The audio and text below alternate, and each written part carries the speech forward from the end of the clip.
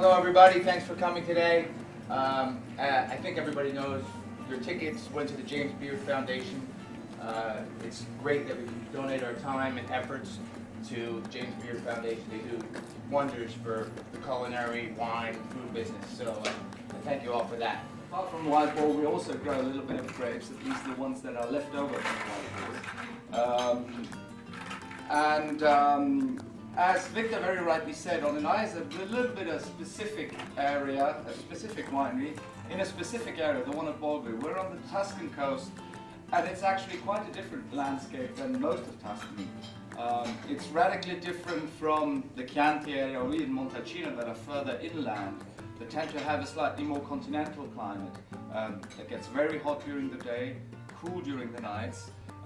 In Bolgheri, the closeness to the sea gives us sort of very mellow, mild weather.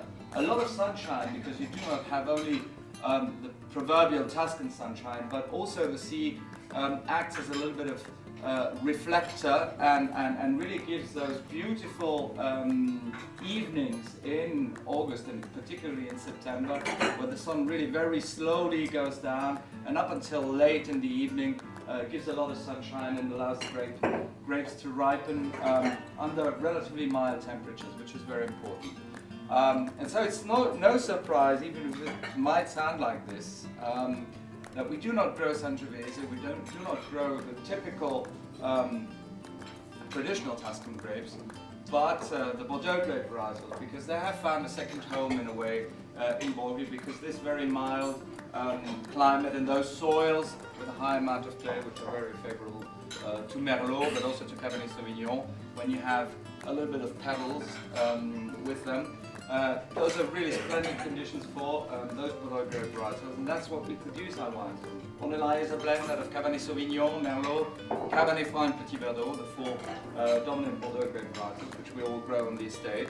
And the expression of Rallo wines and of Bolgheri wines in general, I would describe them as a sort of Mediterranean expression of those grape varietals. Obviously, you feel the sun, the ripeness, the opulence, which is something, the generosity, which is a sort of typically Italian feature.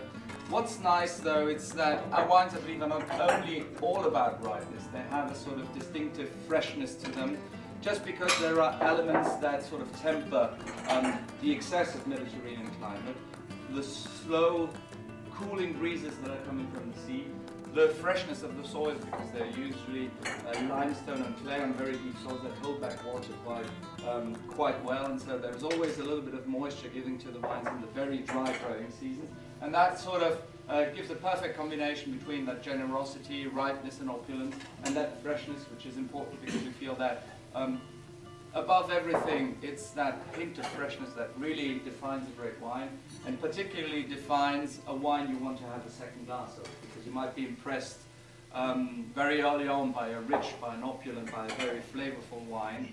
But in order to make you want to have a second glass, you have that need to have this sort of zippy freshness that really makes you salivate and makes you ready to have great food. Yeah. What do you think about the ageability of the 2010 vintage? I think, well, 2010 arguably is a rather specific vintage because it was one of the rather late runs. And really, you know, the evolution of wine is so important when we're learning about wine, when we're tasting wine. So if you get a chance, oftentimes it's difficult, but if you